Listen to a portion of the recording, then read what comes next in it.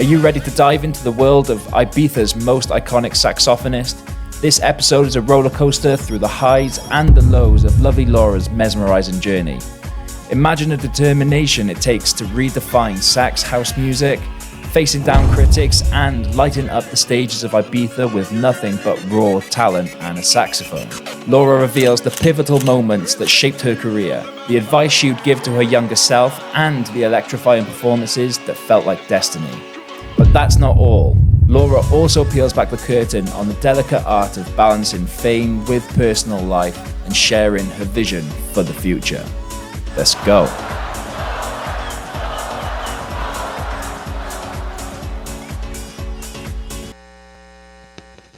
So I'm going to jump straight into the deep end and I'm going to ask you, if you could go back in time and give your younger self some advice, what would that be? I would say, believe in yourself. Don't take everything literally, and be brave. Don't be too sensitive. Take on board critical evaluation because it's so important. Oh God.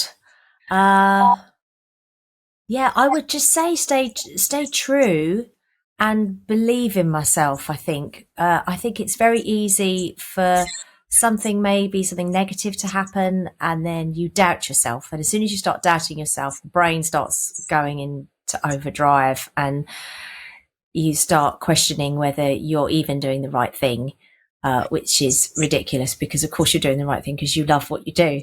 Yeah. And you can't be that bad at it because you're not doing too badly at it.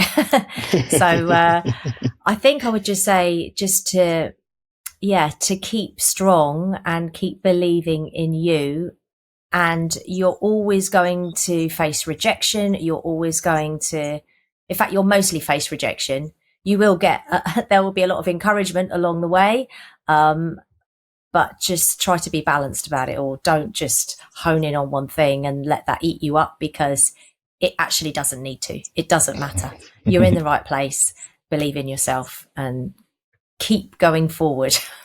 Yes, let's go. Awesome. We'll get back to the pod in just a second, guys. Thank you, Eden, for sponsoring this podcast and making it a reality. Make sure you all hang around to the end because we've got some huge giveaways that you cannot miss. Let's go. The reason I wanted to open with that is because, as we were literally just speaking about off camera, as you're looking back, it's a lot easier to connect the dots and sort of try and make a bit more sense to yourself of why you ended up where you are.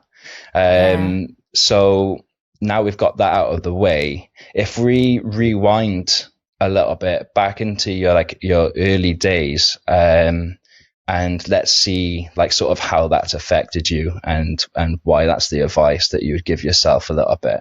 So if you wouldn't mind taking us back to when you sort of identified that music was your calling, and then we'll go from there. Gosh, okay. So that's going to go right back to a time which I don't even remember, because I think I was a little girl at the time, and I was very fortunate to grow up in a house where my parents listened to a lot of jazz. We constantly had Ella Fitzgerald, Frank Sinatra, all the jazz greats playing, the saxophonist, Stan Getz, Paul Desmond, one of my favourites. It was always playing through dinner time, during the day. And I remember I don't remember, but my mum tells me that apparently once upon a time I was sat in the middle of the floor, she'd put Ella on, and I was just off in some little trance, and my hands were going and my feet were going, and she was like putting her hand in front of my eyes going, "Earth to Laura, where have you gone?"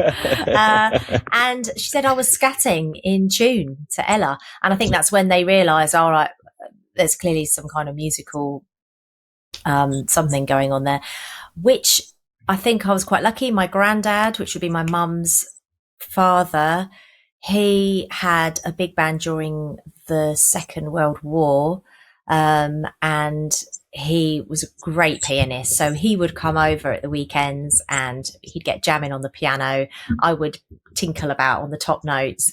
Eventually, all of this led, I mean, I need to really fast forward because it's obviously everything. This led to me picking up the clarinet. I started having piano lessons, got to secondary school, picked up a clarinet. I actually also wanted to learn the saxophone whilst I was at school, but I couldn't take it all on. I think I had my A-levels going on. I was also doing my grades in piano, my grades in clarinet. And my parents said, look, I think you've got enough going on at the minute, so just focus on those for now. So I did. And actually, my music kind of fizzled out. I mean, I was really only good at 2 subjects at school, and that was music and art. We've got a creative one here. Yeah. I know. I mean, maths, dreadful. I mean, although my dad was amazing. He would sit with me every night trying to help me. Eventually, I did get my C in GCSE. But God, it was hard work. It just doesn't come naturally to me. Oh, no. What did you get? Come on. I'm only joking. You got a B. Yeah. Did you get a B, Lewis? Amazing. Yeah. Oh, you were brainy then. Well. Yeah, proper struggled. Oh, anyway, that was then. So I remember having this, I think it was when we were doing our A-levels, you were given a book and it had all job occupations. And that's when you had to start thinking about what you actually wanted to go and do. And I remember looking at the musician section, and it waffled on a bit, but it kind of said only for the creme de la creme type thing. Like, and I remember having an interview with a careers advisor at school and discussing that, and it was kind of brushed aside. And it was like, right, let's look at your art, because with art, you can go into design, you can teach, you can do all these options. And so I consequently dropped music and went to art college, did a foundation course in art and design, got myself on a fashion degree in Birmingham. I lasted 2 days. I realized my second day, I looked around, I thought, I'm just not part of this world. It's just not me. I called my mum and said, look, I think I've made a dreadful mistake. I think I want to come home. And she was like, whoa, whoa, you're not going home. Yourself. Yeah. You've just got rid of you. Stay there. Like 2 days. I mean, God, what an understanding mum. I can't even believe she even kept me on the phone, really. But anyway, she did. And she listened and she said, well, if you're going to come back, what are you going to do? And I remember saying, well, I could take up the saxophone. I've always wanted to play the saxophone and I never did it in the end. And she was thinking, oh, Lord. So anyway, she said, look, come home. You want to come home and play the saxophone? No, thank you. You can stay up in college. Exactly. That would be my answer. But thankfully, she was a very understanding lady. And I did go back home. I had a week off and I realised, I don't want to go back to this course. It wasn't right. So I got a saxophone. Thankfully, my parents bought me one. So I was very, very lucky. And I couldn't put it down. And I just remember getting my old jazz cassettes, putting them in the old stereo, and it was like a tape to tape thing. So I'd have the blank cassette in one and the jazz in the other, and then I'd press record on both, and then I'd record me playing to the music. And then I'd listen to it back and think, oh, I don't like that. All right, I could do that better. And then I'd over record, and then I just kept doing that. I absolutely loved it. I couldn't put it down. So I got back in touch with my old music teacher at school, and I said, look, I think I really want to study music, but I don't know how to get into it. I've kind of severed the tie from school into higher education. He said, look, my daughter is doing a jazz diploma. Amazing lady, Julie Trevitt, her name she's still around. But she was incredible. She was running this course. I don't know if it's still going actually now, but it was at Weymouth College. And so I did 2 years of this jazz diploma, did an A-level music, and then that set me to go to Leeds College of Music, which is where I ended up doing a jazz degree. I'll be quite honest, the intention was to do my jazz degree in Leeds, finish that, and then head down to London and get on the postgrad course at the Guildhall and then just get onto the jazz scene in London. Yeah. And I think it was my second year, I ended up bumping into this guy at the bar, and he was always a bit of a wacky character. He was more avant-garde with his sax playing. Anyway, we end up having a conversation. I mean, it must have been fate, because I always go back to this one conversation, and I feel this is where this whole thing started.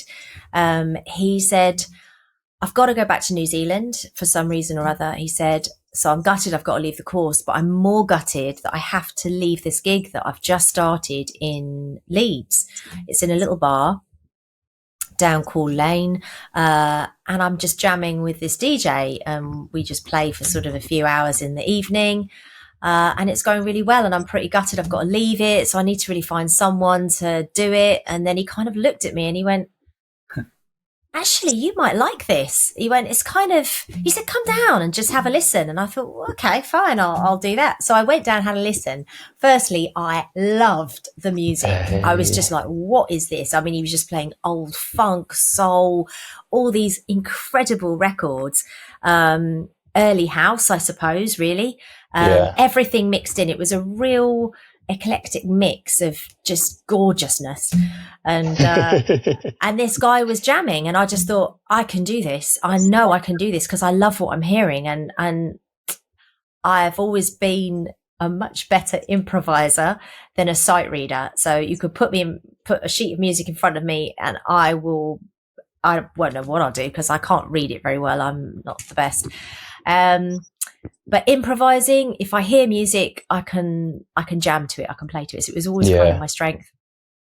And that was it. So I took over this gig. And from that, that kind of got me into another little club in Leeds. And then some other owner saw that. Some other club owner said, oh, would you come and play in my club? You know, I've got a DJ that plays there. And that's literally how the house sax thing started for me. I mean, this would have been back in 1996. I think 96 this would have happened. No, wow, okay. 97, maybe 97. So before you were like welcomed down to this club then to listen to this, like were you at that moment, were you into all these different genres? Because obviously you have like a very like sort of classic jazz background. Was it like your sort of first introduction to all of these different genres? It was. I mean, I've always loved jazz, and I'd gone up there to do a jazz degree. But obviously before that, I had to do all my classical grades in order to get into the college to start with. So I studied classical, I then studied jazz, and then I started hearing this music, and I had never thought about improvising sax to it at all. It was only because this guy had started this little thing, and I thought, this is just amazing. Like, I can play to this music that I actually really love. Interestingly enough, at the time, I mean, jazz musicians can be, I think they're a lot more open now, but I have experienced a lot of snobbery in my time, whereby, oh, she's doing a little pop gig type thing, you know. So I did face and experience a little bit of that at college at the time, I feel. And I think going back to what you were saying, if there was a time that I look back at, what would I say to myself then? And I'm quite a sensitive person. I do take on board everything that anyone says because I'm a very open person, and I think, well, there could be truth in that. There could be truth in this. And then I have to kind of rationalize it all and think, well, what do I want and what's right for me? But I did take that on board, and I did feel a little bit, I don't know what the word is. I just felt that I wasn't quite as cool as they were. Yeah. I get that. And that's completely understandable as well, because obviously it's like, I think we still see that in today, you know, like in specific genres of house music alone, like if you play outside that box, you're still categorized, you're still looked down on. But what the familiar thing here is like when you're just getting into it, people will poke fun, people will not understand it. And it's only the people that don't let that get to them and like understand that they're onto something, that they, like, you've obviously appreciated, like you found something, you're quite passionate about it and you've kept going. But there's so many people that would sort of just take that on board and let that affect them and maybe not like carry it on. So like, I think that's probably one of the most pinnacle moments where, I mean, going back to your opening with like the advice that you would take. I mean, you're pretty much there with it by sort of knuckling down, not caring too much about what they're saying and still doing it. Yeah, it's so true. And actually, you're right with, I mean, it wasn't just like a one isolated experience back then. It's something that I feel that I've had to face throughout my whole career, and I will still have to face it. And I've kind of learned to accept it now. It's how it is. And I think certainly when I started playing with Head Candy, and I think when things started becoming a show and I would turn up in all my sparkles and my tutus and whatnot, back in the day, I have had the odd comments of like, oh, you know, if I didn't have my tutu on, where's your tutu? Like type of thing. And I think it's not about that. It's about there have been derogatory comments along the way, but you know what? That's life. There are people like that maybe it was a joke, whatever. But now I think the older I get, the stronger I get. And I still come back to think, well, you have to believe in what you're doing. And my passion is, I love what I'm doing. So if you love what you're doing, I'm not harming anyone. I don't think in the process, hopefully not. Then it's all right. But it is Marmite. I have discovered along the way, Sax House is like Marmite for a lot of people. Interestingly enough, when I first joined Head Candy, I was actually playing on a residency in Barnsley, and they used to come and do, I think it was a monthly thing or a weekly, I can't remember now. And different DJs would come from Head Candy and they'd play there. And I would go along and perform with a percussionist back in the day called Pav. He's still playing now. In fact, his children are playing now, which is nice. And we used to turn up, do our thing, and the DJs would come, and they were going back to Mark Doyle at the time, who founded Head Candy, who was owning it then, running it. It was with Jazz FM, I think, back in the day. And they would say, look, you need to check out this sax girl. She's actually really good, you know. And he was like, no, I don't like saxophones. I've heard it. It's awful. It's a racket, blah, blah, blah, whatever. Just wrote it off. And then one week he actually did come and DJ himself. And I was there playing, and well, it was amazing, really. He actually got on his knees and said, please come and play for Head Candy, which was amazing. So I think maybe it's down to the sax playing as well. It's down to how it's done.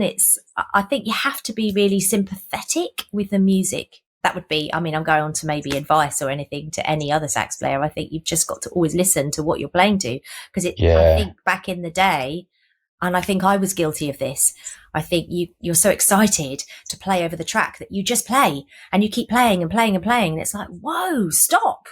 Like, you don't need to play over the whole track. Like, have a breather, because it's... You know what that reminds me of? That reminds me of, like, the Lisa Simpson moment, you know, in The Simpsons, where she goes off playing the sax. Yes. Yes. Well, I'm glad you... My heroine. I'm glad you've mentioned that, Lou, because one of the questions I would love to know is how much of an influence was Lisa Simpson on your career? Yeah, I have to say she was... she's pretty cool, isn't she? She is cool. I mean, I have to say, I think she came along. Actually, no, she came. I did discover The Simpsons, I think, when I was on my degree course. I think that was then, and I remember seeing that, thinking, oh my gosh, she's just so cool. So yeah. Well, while we're on the note, then I think it would be quite interesting to delve a little bit into like who your inspiration was then, because obviously coming from a sax background and then being introduced to all these different genres, I can't imagine that there's sort of many people out there in a similar space that you can sort of model off, or like that have proved this concept in any way. I mean, you might be able to kick back a little bit there. No? I think you're right. I have to be honest. The first time I'd ever seen Saxophone jamming to a DJ was this guy that I met in the bar, Drew from New Zealand, who, wherever you are, Drew, thank you. I've not seen him since then. Drew. Do you know what? Every interview I do, I always give a little shout out to this Drew, and I hope at some point he might go, "Oh my God, that's Laura," in his accent. So that was the gig I gave her because it was him. I mean, he was just doing this thing where he was jamming. I just remember thinking, is this even possible? Yeah. But it was possible and it sounded good. And I thought, I love this. And when he said, "Do you want to take it over?" I was like, yeah, absolutely. I don't actually know the next time I saw another sax player doing it. I think there was a guy playing in Ibiza, funnily enough, which I didn't know about. And I was only told about at a later date. Like, oh, there's a guy in Ibiza that plays at Mambo, funnily enough. I'm sure, is that right? I'm sure my memory's serving me correctly. Wow. So I think maybe it was happening in different pockets all over the place, but I hadn't actually seen it. I mean, the thing for me was that I love soul, I love funk, I love anything that moves me. And if it moves me, I want to play, I want to add something to it. And that was pretty much how it started. This DJ, who was he called? He called himself the Fat Controller. That was it. Mike, his name was. And Fat Controller, is that Fat Controller, yep. What's it, the Thomas the Tank or something? Yeah, I think there was one, wasn't it? I don't know. I don't know where he got the name from, I'm showing actually. my age now, well, my mental don't age. Even go there. Don't even go there with the age. We'll leave that there. But he played the most incredible music, just really gorgeous old soul funk that really moved me. And I just thought, I have to play to this. I want to add to it. So it kind of all came from a bit of a genuine love, I suppose. But I mean, it's just suddenly exploded. I mean, there's saxophones everywhere on every corner now, I think. I mean, it's just amazing. Yeah, it seems like a staple. But then, of course, you serve, well, you might not have thought about it, but I mean, you've clearly served as a lot of inspiration for a lot of these talented saxophonists that we see playing at these gigs. I think you should really pat yourself on the back there for obviously being so inspiring and essentially creating a movement, an experience. Wow. Yeah. It's crazy. Don't know if I want to take that. I'm not very good at things like that, but I have no option. You have no option. You will. Damn it. Yeah, maybe. It's nice. It's nice. It's nice. I do get a lot of lovely emails from sax players, actually. And if I bump into someone at a gig, quite often they will say, they have said, thank you for doing what you've done, because it's actually led me to gain all these gigs. I'm playing at this wedding, I'm doing that wedding, and it's just suddenly blown up, which actually is lovely to hear, because if it means that so many other people can have the life that I've had, it's blimmin' lovely. So I'm all for it. So your sort of Ibiza experience, where did that start? Like, did it start? It started in Ocean, did it? Ocean Beach? Do you know where it started? Before then, so back when I was living in Leeds and I was doing a few gigs with this percussionist called Pav, oddly enough, we had a little residency at a bar called, was it Townhouse in Leeds, I think? I don't know. Maybe it was something like, I think it was Townhouse. And we used to play there once a week. This one particular week, I couldn't be there with him. I think I was on a jazz gig somewhere else because I was still doing my jazz gigs as well at that time. So I'd keep those in. I don't think I could do this gig with him. And that happened to be the very night that the two Manumission brothers walked past, Andy and Mike, and they saw Pav on the percussion and they were like, wow, we love what you're doing. do you want to come over to Ibiza and play in Manumission? He was like, oh my God, yes. And so he ended up picking up this residency. I was fuming. I was like, the one gig. And of course he was then saying to them, look, I usually play with this girl. She plays the sax. And they were like, yeah, whatever. We haven't seen her. It doesn't matter about her. We're just interested in you. So I missed out on this, but he used to keep coming back saying to me, Laura, you just have to come to Ibiza. You have to check out these clubs. It's another level. It's a completely whole new world. And it never happened because I was busy in my own little life. I was doing bits and bats. And then he actually booked some plane tickets. He said, I've done it. I've booked the tickets. You're going. And I was like, oh, right. Okay, fine. Ended up coming. And I joined him on one of the Manumission gigs, and that would have been in 2000. I think it was when they were doing their Manumission Millennium parties. So it might be coming towards the end, actually, of the Manumission days at that point, I think. Yeah. I don't know off the top of my head what their era was, but I just remember getting up on this podium and looking down at this sea of heads. It was something like I've never seen in my life.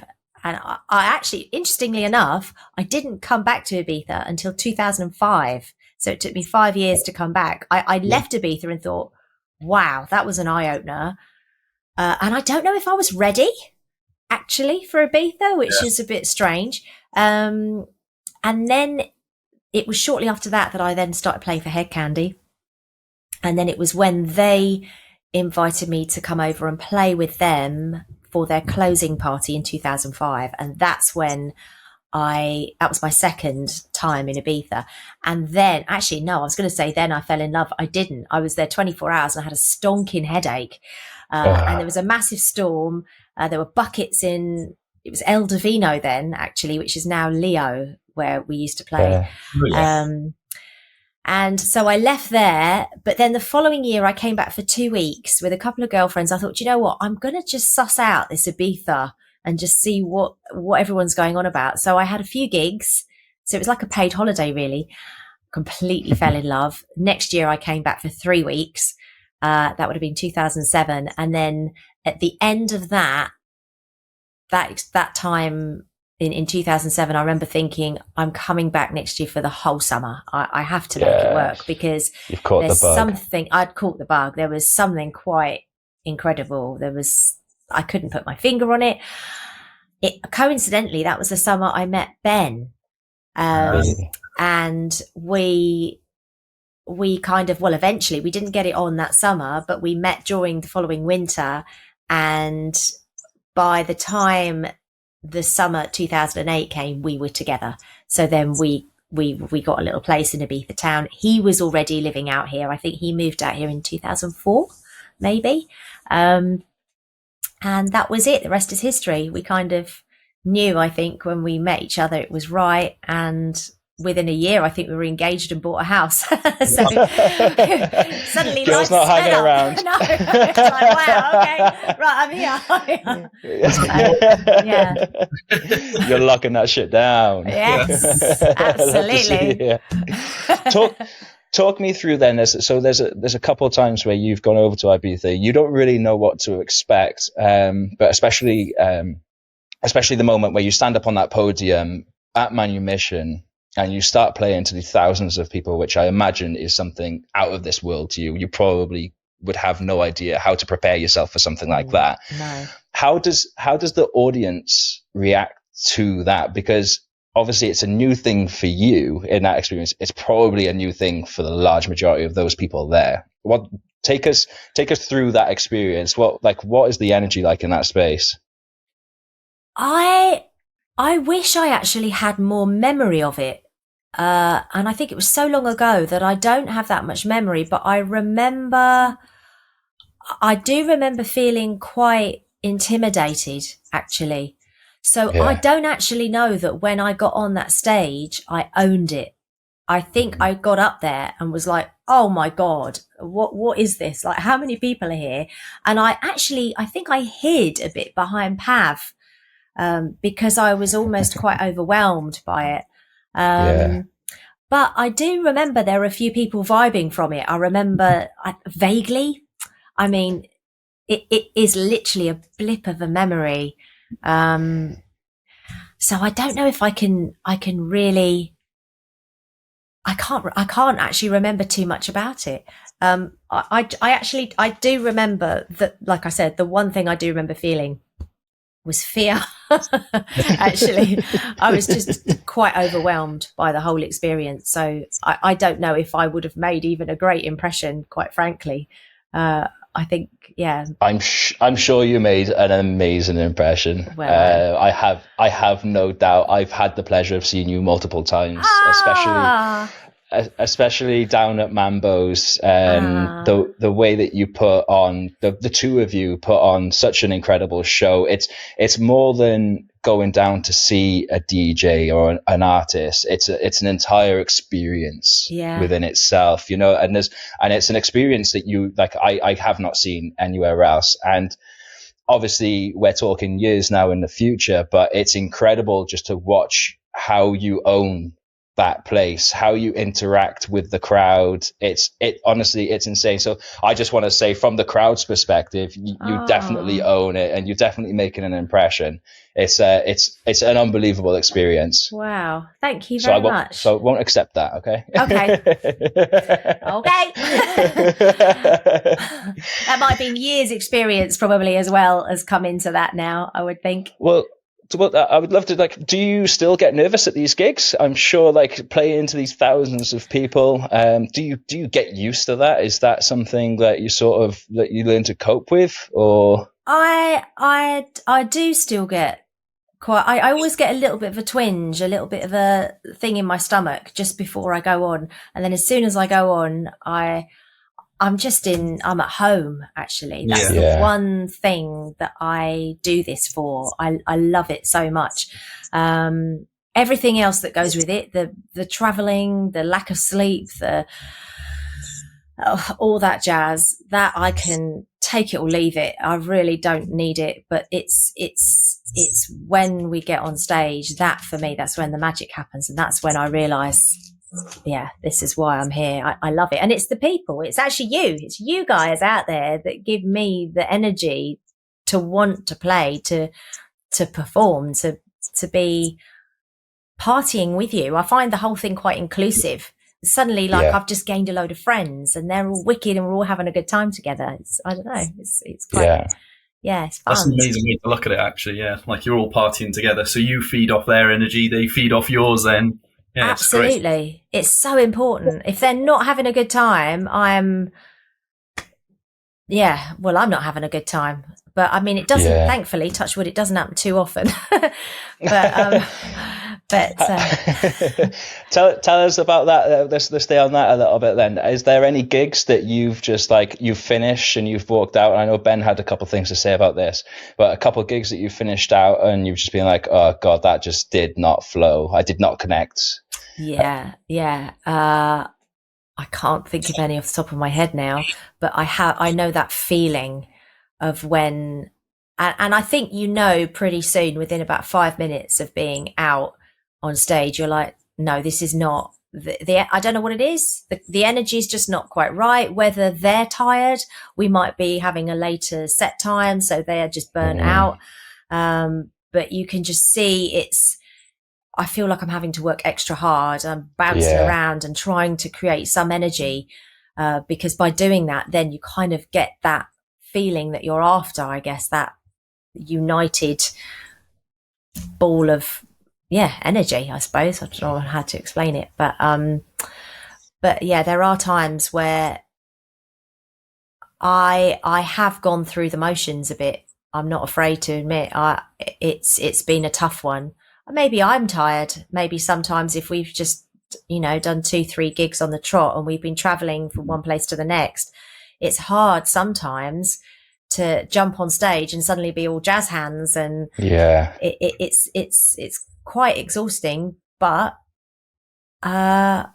it's what you do. And I think, I don't know, I find I don't know if I have I feel Lovely Laura is not me in a weird That sounds a bit of a weird thing to say. No, I get that, and that's something that I see with a lot of people in a lot of different industries as well. You sort of construct like this, not alter ego, but like this different like character that you like try and like slot into to make sure that you bring the energy. I was speaking to one of my mates the other day, and he was talking about what was it?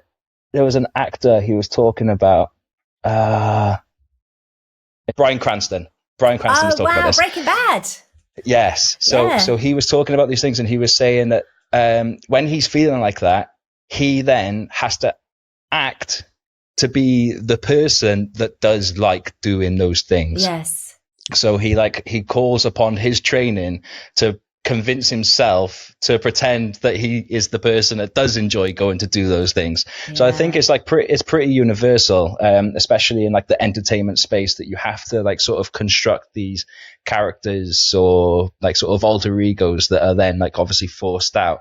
And thinking a little bit more deeply about it, I think that that's actually a really good thing to sort of protect yourself from the stresses of having to go out and do this all the time. Yeah, I would totally agree. I feel like I can, whatever happens, even on social media or on stage or on tour life or whatever, I feel like I can detach from it because it's not me. So if anything's hurtful or if anything doesn't quite go right, I think, well, that's fine because it's not me. This is her. but at the same time, I guess you do still care for her because you kind of are her, I suppose, in an odd way. But that makes sense. It's getting a bit strange. So on the flip side of bad experiences where you know that it just hasn't gone the way you wanted it to, is there like one standout show specifically where you were like, wow, the stars have aligned, everything's perfect? Like, is there one that springs to mind there? Yes, there has to be. I've experienced that a few times. So I think quite possibly when I did my first, it was like a guest appearance with the Lush Orchestra in Belfast. I do this show with them. It's the Ulster Orchestra, Northern Ireland Ulster Orchestra, and every year we do a show at the SSE Arena in Belfast with the orchestra, incredible vocalists. And this one particular year, gosh, it might have been 2018. It was quite a what, I don't know. I can't remember exactly my first time I did it. And they said, would you like to come on, just play Man with a Red Face with the orchestra? I think, and a couple of others where you could just come out, jam at this spot. And I mean, I love strings. I think anyone loves strings. I think when you hear beautiful strings being played beautifully, God, can I say strings anymore? It pulls on your heartstrings. And it really moves me. And I remember doing the rehearsal with them earlier in the day, and I just thought, my God, this is something else. I had goosebumps all over me. And then when I came out to perform, I just remember this being like, everything just was incredible. Like, I don't know, the pyros were going off. Like, it was just one of those moments where I thought, I can't buy this. This is a memory that I will take to my grave. I mean, thankfully, they've asked me back every year since, which is amazing. And so I'm having this experience a lot more. But it was, I think just because it was on such an epic proportion, and you've got this wall of sound behind you. It's quite moving.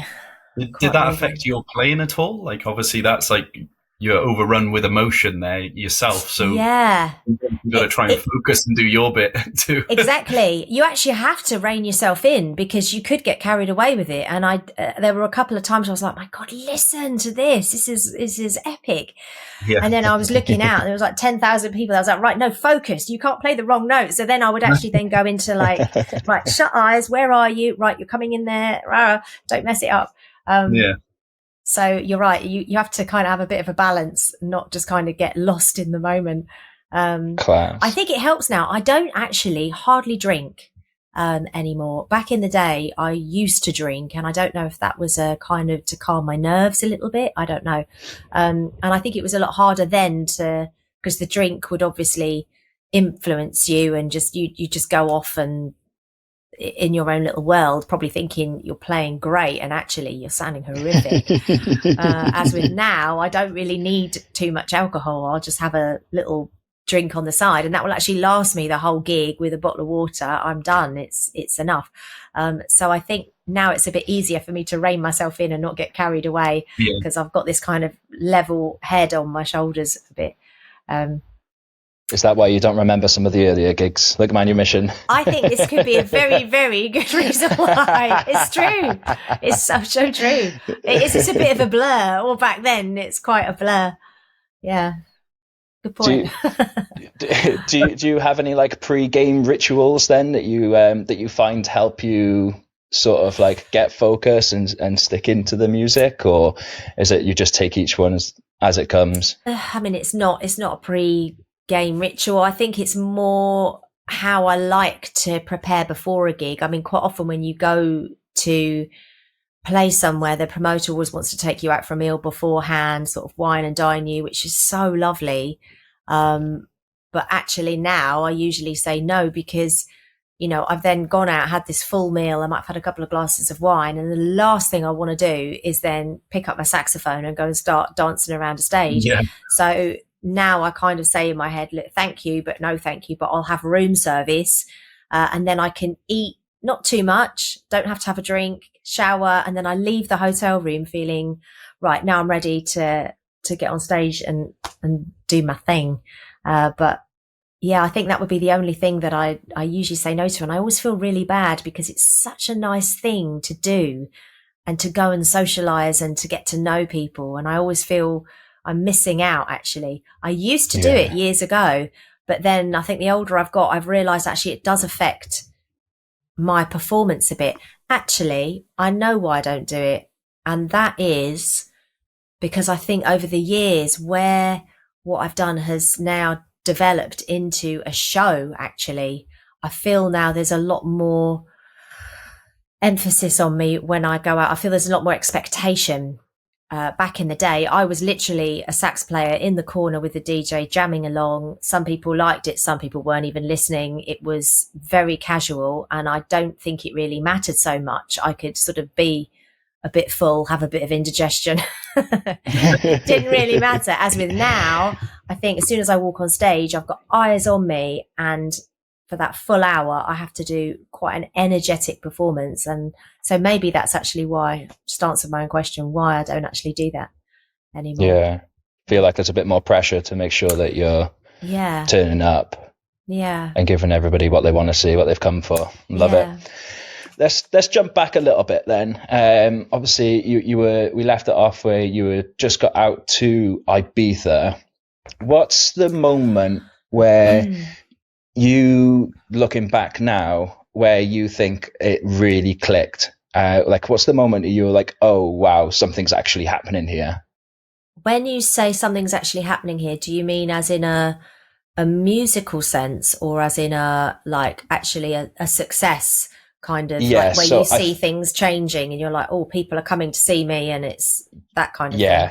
So where's the switch where you go, wow, you sort of you didn't expect it to go like this. You start sort of veering off on a different path. Yeah, I know exactly when that was. So that would have been 2014, actually, was, I think, the summer. I can't remember when Jubel came out. It was the big saxophone track everybody loves. Everyone had it at their wedding. It was huge, by Klingond. I'm saying that because I always call him Klingandi, but actually it's Klingond, French. And that came out. And I remember someone saying to me, I hadn't heard the track. Someone played it to me and said, you should get on this. Like, this is going to blow up. And I ended up starting to play at a wedding. I think it was a wedding here. That was the beginning of 2014. And they went absolutely berserk for this track. And I thought, wow, this is incredible. So then I thought I need to take this seriously and learn it, because at the time I was kind of just improvising my way around it. And I was doing I think I was doing Head Candy at Es Paradis. That's when they were doing Saturday nights at Es Paradis. And were they doing the pool parties at Ocean? Yes, they were, on the Monday. So then they'd go over do the pool party at Ocean Beach on the Monday. And I think I could see during this summer just things beginning to change, and I couldn't put my finger on it. And then there was this one time at Ocean Beach when, well, there wasn't really that many people there. We didn't ever used to have a dance floor. It was quite funny that people would come and it was more like a space to chill.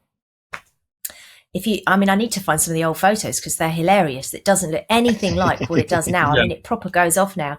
And so I'd get up and play, and some people would dance and whatnot. Well, this one time there was somebody filming and I didn't know about it.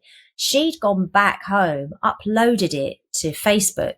And I think it was about a week or so later that a friend of ours got in touch with Ben and went, "Your missus has gone completely viral on Facebook. I've got to send you this video." And Ben was like, "What?" And I was like, "What?" I hadn't been tagged in, nothing. So I was none the wiser. And by the time we saw it, I mean, it was in the millions. And it was, every time I refreshed it, it was going up and up and up. Eventually we managed to contact the girl and we were like, "Look, would you be up for tagging me in? Because it's me obviously playing and it's doing really well." And finally she did. And then, I mean, it was just bonkers. I just remember refreshing my Facebook and it was just like 1,000 followers, 1,000 followers.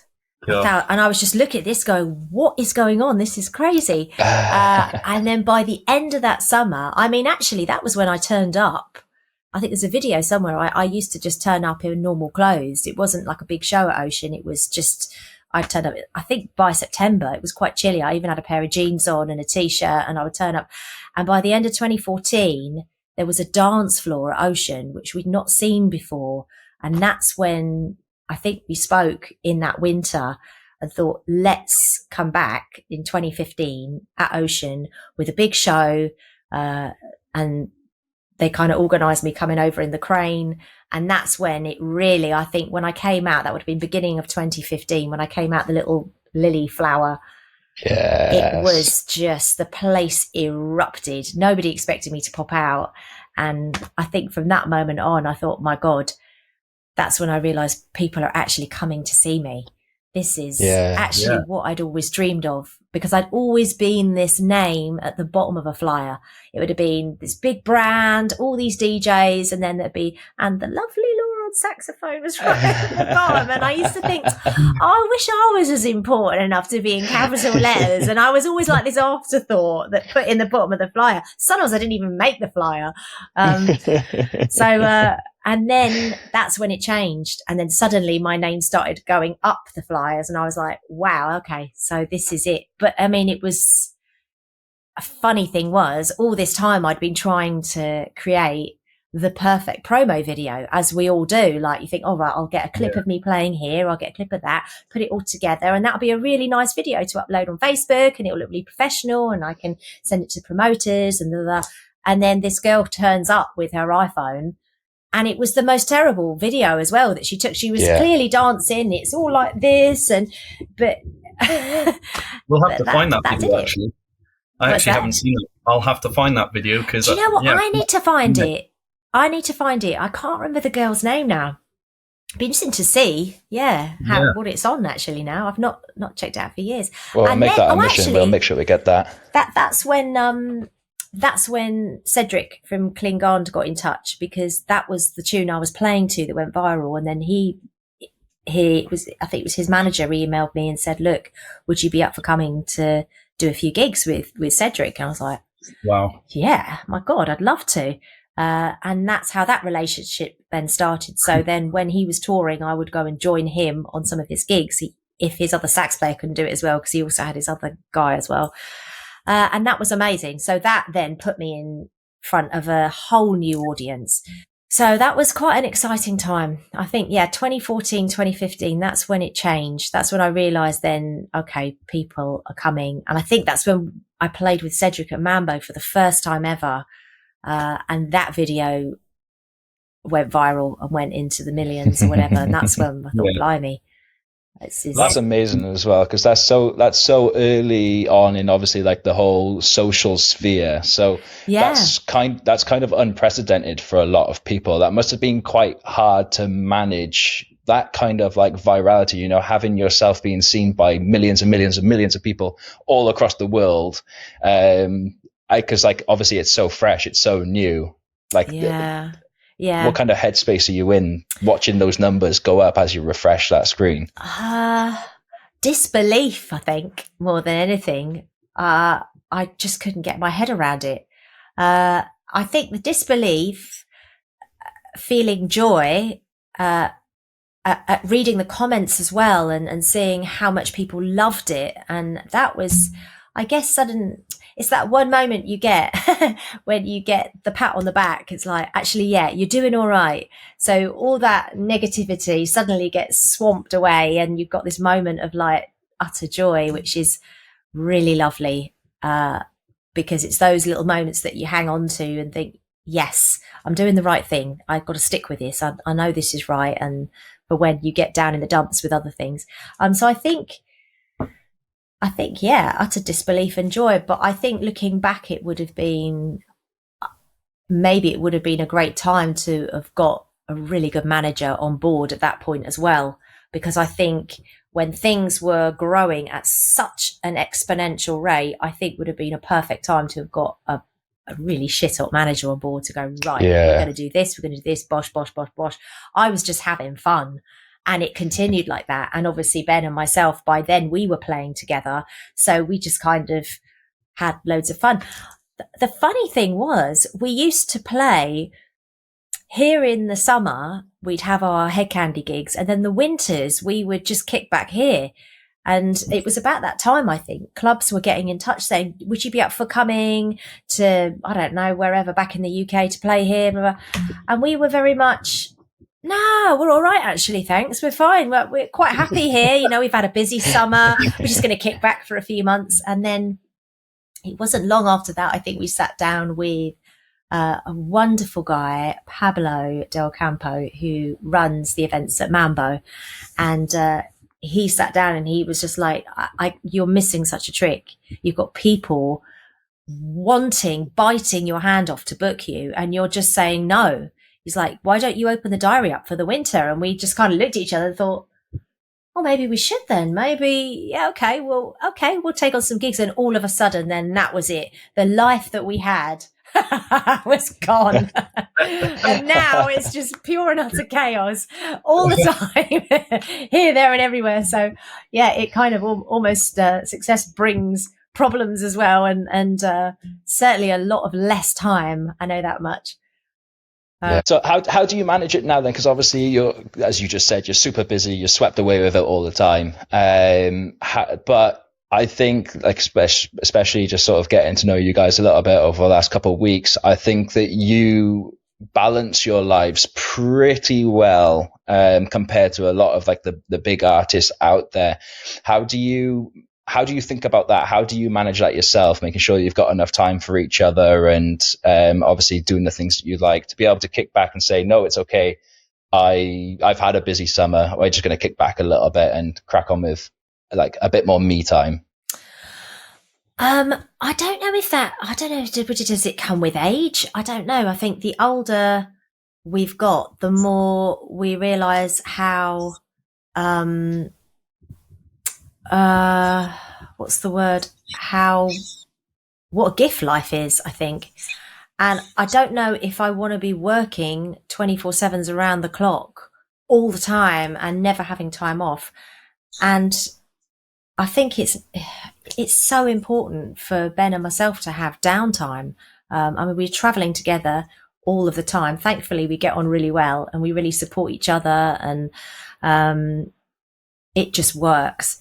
But I think it's super important that we say no. I mean, actually, this year, January, February, we just closed the diary completely and said we're not taking on anything because we actually don't have time to get in the studio or do tracks. As soon as the touring starts, it's quite a mission traveling all the time because we're living in Ibiza. We're living here, which is a little bit difficult when you're trying, you've got to factor in a flight to get there. Sometimes it's not a direct flight, so you've got to connect. And so that takes up quite often a weekend is like Friday to Monday. So it leaves us 3 days in the week, which is just not long enough. So I think it's learning to say no. And I think that comes with age a bit and experience. I know some artists don't say no and they just keep going and going and going and going, but I don't think that's the right way to go. For your health, I mean, maybe it's great to get everything you want done in a short space of time and then maybe kick back, but I don't know, the older I've got, I just can't do that. I don't have the energy to do that. So I think also that's what I was thinking I was going to say. I think when we look at, if some gigs come in, we'll look at where they are, the time they want us, we'll look at the flights, and if the flights don't work, we will just say no, it's not going to work. We're not going to put ourselves under extreme pressure of possibly missing it. I've done that once before on a gig to Bahrain, which was an utter disaster. I landed as the gig finished, and then my flight was, I think, within 5 or 6 hours time. And I just remember then thinking, I'm not doing this again. And I actually got myself really ill because I hadn't slept and there'd been delays and it was just a disaster. And I mean, this was a long time ago, but I just remember then thinking, I have to make sure things work, because if you don't get your sleep, you're useless at the end of the day. You're not going to turn up and do a good show, and you need to be firing on all cylinders to go out and do what people are paying to come and see you, what you're being paid to do. So I think it's important to make sure that you get your time in order to give your all. Yeah, well, I mean, we've seen just this year alone, we've seen multiple DJs completely burn out. From obviously it's extremely hard work, you know. It's been a common theme in most of these podcasts so far, about like taking your time and looking after yourself, because it can be so draining, it can be so demanding as well. Like, you're on the road all the time, you don't get the recovery, you're staying in hotels, you're spending most of your time on the flights. But no, it can be, I think that is something super important for a lot of people to pay attention to, especially as going back to what you were saying, the bigger you get, the more success you see, the bigger the opportunities become. So it's really hard to start saying no to these opportunities that are coming up that you couldn't even have dreamt of before. I think it's like super important that you are taking the time, focusing on yourself and making sure that you can turn up in the most healthy way possible. And the other thing as well is obviously you're producing music too, so how do you find the time to get into the studio and and all of that side of it as well? Because you've got to throw that into the mix too nowadays, I guess. It's true, you do. And that was something we weren't doing for quite a while because we were so busy with the touring and the live stuff that just took all of our time, actually. And then we realized, right, we have to make time in order to get some music done. So, I mean, this is another reason why we took January, February off, because it's quite a quiet time anyway on the gig front. I think the beginning of the year, people just had Christmas, New Year.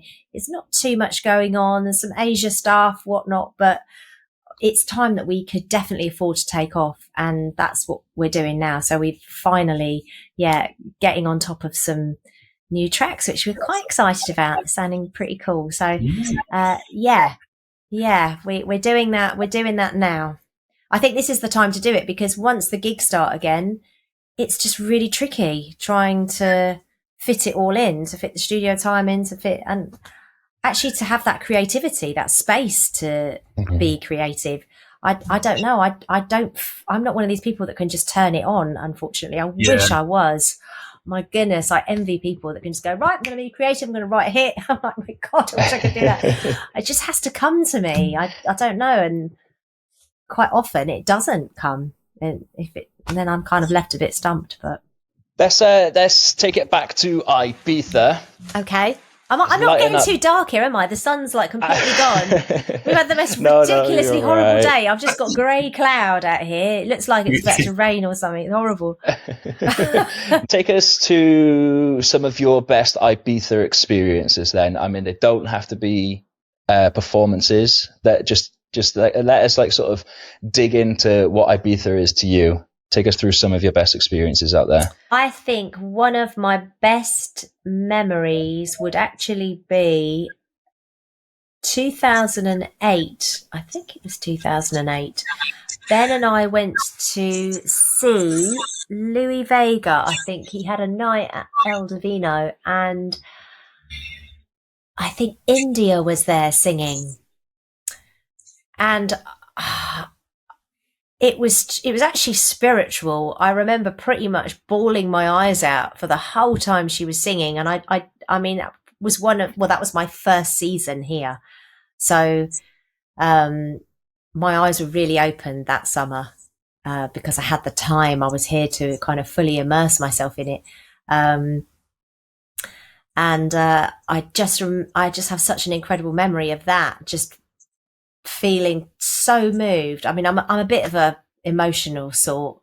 Ben gave me the most incredible present a few years ago. We went to see Stevie Wonder in New York, in Madison Square Garden. I mean, he's just my hero. He just has to sing one word and I'm in tears. I don't know what he does to me, but absolutely destroys me. And I just spent the whole concert in tears. So I'm quite an emotional. I think I hear music and I can break down quite literally. But I'm trying to think. That was one. I think the second time would be when we had a residency at Space in 2009. And I remember coming out to play on the Space Terrace for the first time. And that was pretty epic, because that was I'd always been down on the dance floor looking up going, wow, this club is insane. And then to finally get the opportunity to play there. I remember walking out again, actually feeling quite timid and quite overwhelmed by the whole thing. And then thinking, look, it's just a normal gig. You're just in a different venue. But that was quite a moment for me. There's got to be lots of others. I know there are. You've really caught me off guard. I need to think. I told you I was going away to did. to dig out some dirty ones. Obviously meeting Ben, I guess that was quite amazing. And falling in love with him. And then us obviously getting together. I mean, we had an incredible opportunity with a gig where we ended up playing in front of Dolce & Gabbana. Well, actually, I take that back. Domenico Dolce, we played. And he absolutely fell in love with what we were doing and came up, gave us his card. Wow. And we ended up doing, I think we played at his nephew's wedding in Milan. And then from there, he asked us to do a tour for Dolce & Gabbana around China and I think it was China. And Europe. I think we did. Yes, we did. I think we did like the ski resorts and whatnot. But so that was quite something. That was quite an incredible moment in that you think you're never going to meet these sort of people, and suddenly they're there and actually coming up and saying they love what you do. It's like blimey. Yeah, it must be a great feeling. Yeah. Walk us through that. How does that differ from your typical tour then? Well, that I've never ever come out of a different exit in an airport before, but that apparently is what happens. You literally come off the plane and there was a sign with our names and everyone goes one way and we're just being led off another way. Our passports are taken from us and then it just felt like I was going down some back corridor and there was a back door and then there was a limo out the back and I'm like, what is this? So Ben and I just looked at each other like, my goodness. It sounded like you were getting abducted at first then. I know. It makes you think that I've had a few gigs like that. Blimey, where I've turned up and I thought, I have no idea where I'm going right now. But they really looked after us. Yeah, you were put in the top hotels, completely looked after. And the best bit for me was turning up and having a rail of clothes all picked in my size to choose which gown I would like to wear. I mean, and of course, because your fashion background as well. Yeah.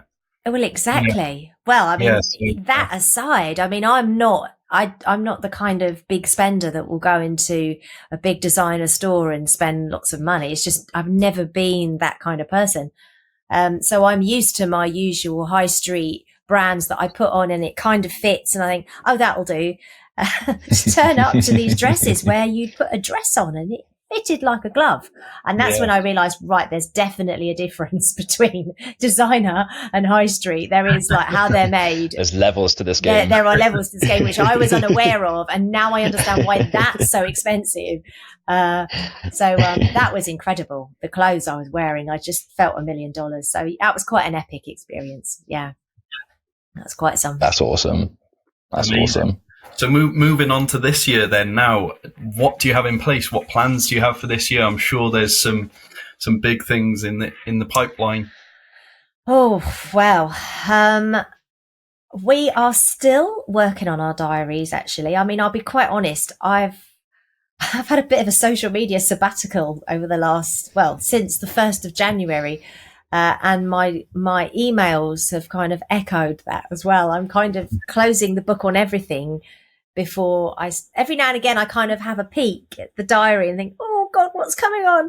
Because it all kicks off in March, where I think we start hitting the road again. I'm pretty sure we'll probably be back at Mambo, at some point, but it's always so late, Ibiza. I always find it's such a shame. People email and message me and say, right, can you tell me your Ibiza dates? And I'm like, if I knew, I would. And it's out my hands. I don't know. So, I actually have no idea, but it always sorts itself out. I don't know why. It's funny, isn't it? So I've just learned not to stress about these things and it'll, go with the flow. Yeah. Go with the flow. Life always has a way of leading you in some kind of direction. I've learned never to fight it or let it take me where it's meant to go. I don't know. Maybe I should have more control over it, but well, it seems to be working out for you. It's not doing too bad. I'm fairly happy. Right. Okay. Before we start putting a bow on this, we have a question that was asked by Simon Field in a previous episode. So he wanted to know, if you were to run Spotify, what playlist would you feature on the homepage? So it can be my own playlist. It could, yeah. Yeah, damn right. Not obviously me, as in lovely Laura, not that. Yeah, just you. Just me. I love that. That's a great answer. Maybe that should be my answer. Well, me, of course. Goodness. Yeah, that's a good answer. I think you should leave it at that. Maybe I should. I mean, God, people will be like, flipping it, check her out. Let's switch it up. How about I presume you're on your phone looking at your Spotify right now. So what's your last playlist that you put on then? I think it's a classical piece of music. It's funnily enough, it's a saxophone player, a classical saxophone player. I heard it on Classic FM and I was like, what is this piece of music? I kept hearing it. And then I Shazammed it, found it, and then found it on Spotify and added it to my classical playlist, which actually I spend most of my time listening to classical music. Quite honestly, I do. Cool. And I think that's just because I find I can relax, I can switch off. I don't feel like my brain starts analysing chord structures or beats or vocals or harmonies or anything. As with classical, I feel it can be there and it's just like a nice blanket around me of... Yeah. That's it. I think we go with that one then. Yeah. Really? Yeah, damn right. You need to give a shout out to that person that of that track that you added to it. Let's hear that. But no, I absolutely love classical myself, and people always laugh at me or take the piss out of me for it. But if I'm in the car, I love just sticking my classic FM on. Yeah. To be honest, one of my guilty pleasures is actually, I think it's on a Sunday evening, and they do the films, like the yes, yeah. Is it? I think Jonathan Ross does it. Is it Friday night? Is it Friday night film night or something like that? That's it. That's it. But yeah, that's one of my guilty pleasures for sure. Yeah. I love that. But if I'm in the car, stick that on, I just get lost in it. Yeah. Yeah. See, I've known you for ages, and I didn't have a clue about that, Josh. No way. As I said, it's my guilty pleasure. Brilliant. I love that. Well, it's not anymore. I mean, it's out there. Exactly. I got to own that shit now. Look, I'll own it with you because I'm exactly the same. So it's all good. Let's go. Shout out to that track. The last track that I Shazammed, because I kept hearing it on Classic FM, and it's beautiful. It's a saxophonist, Jan Garbarek, and the track is called Parce Mihi Domine. Domine, maybe? I don't know how to pronounce that, but hopefully that rings a bell to awesome people out there. I don't know how to pronounce it, but it's the most beautiful, and I could play it. Yeah. Just like, I feel like I'm about to slip into a meditation. Yeah. It's absolutely beautiful. It's beautiful. It's actually a pleasure to listen to that saxophone. It's just like proper makes me drift off. Any other saxophone, awesome. I'm like, what are they doing? How are they playing that? But that, I'm just like, and breathe. It's lovely. Love that. And I'm gonna throw you with another stick there. What's I feel so bad. Is it time? We're up now, I think. Oh God. But we're almost there. All I need from you is a question for our next artist. It's got to be a saxophone related question. I feel I almost want. What do I want to know? What is his favourite saxophone tune? Cool. Okay. That do? And you're not allowed Jubel. Jubel is just a cop out. I think Jubel, if it's his favourite tune, I'm not going to eliminate or disqualify anyone or whatever the word is. I'm open to anything, any saxophone. When he thinks, or he or she, when they think of a saxophone, what's their favourite saxophone tune? I think that'll really put them on the spot. It might do. Yeah. I bet they come back and go, I hate saxophone. Oh, God. Like, right, there's your Marmite. That's what I was talking about earlier. God. Alrighty then. So, time to put a bow on it, roll out the red carpet for lovely Laura. Once again, thank you very much for your time. Oh, please tell the people what they can look forward to and where to reach you. So this year, definitely, we can all look forward to some lovely Laura music, or should I say lovely Laura and Ben Santiago music, because we're working together on some stuff. I've actually got a really interesting little collab coming up soon. Fingers crossed it all goes ahead. So that will be quite exciting. You can always reach me on my socials, at my website. You can find out what I'm doing. I say socials. I gave a little laugh then just because I have been a little bit off my socials in January, but I am soon to get back on them again.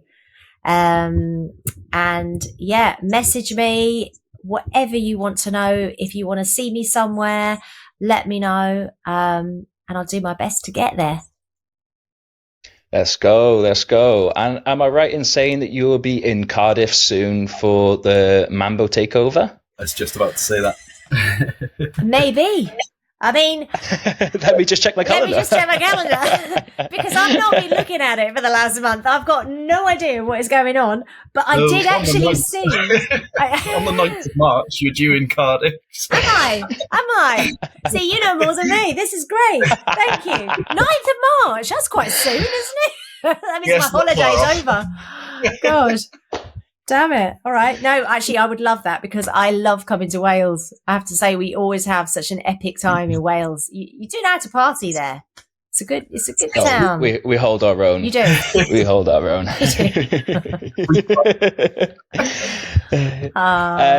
Okay, cool. Well, if that is the case, and you can verify that, maybe just drop us a message. I was going to verify that, wasn't I? Sorry, let me. No. I'm pretty sure it's going ahead. I mean, we've seen it. Do you know what? If you've seen it, it's happening. So. Yeah, we'll be very disappointed if you don't show. Yeah, Mambo Cardiff.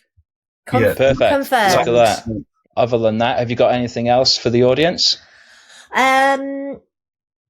Just apologies. I look like I'm in the depths here. I just keep seeing myself in some like dark hole. Ibiza is actually sunny sometimes, but right now really isn't. You two look like you're in lovely warm saunas or something. It's just like it's quite lovely. Like you guys discussed, isn't it? It's like it's always lovely warm. I'm getting warmth, and I'm looking at me, and I'm like, it's cold and grey, and I'm supposed to be here in the Balearics, and it's not very cold. Little role reversal. Yeah. So I apologise. And I'm gonna have to change my whole set now. Oh no! People thinking I've just said this song. Thanks, Laura. Just tell them a bathrobe next time. No. Yeah. Just profusely sweating. Oh no, it's lovely. It's lovely. It's very nice. Oh, awesome. I cannot thank you enough. This has been amazing. I've enjoyed every minute of it. Me too. Thank you so much for asking me as well. Thank you for the natter, for the chat. Absolutely. We finally got there. We did. Take 437, and I think that's a massive thank you to Eden once again for your chance to win a boat trip with Pucker Up, plus your entry to Eden the same night. Then check out the description down below. I'll catch you on the dance floor. I'll catch you on the boat. Damn. And if you like that episode, guys, I know you'll love this episode with Ben Santiago right here. He talks about his highs and his lows in his journey to becoming one of the biggest Ibiza DJs in the world. I'll catch you there.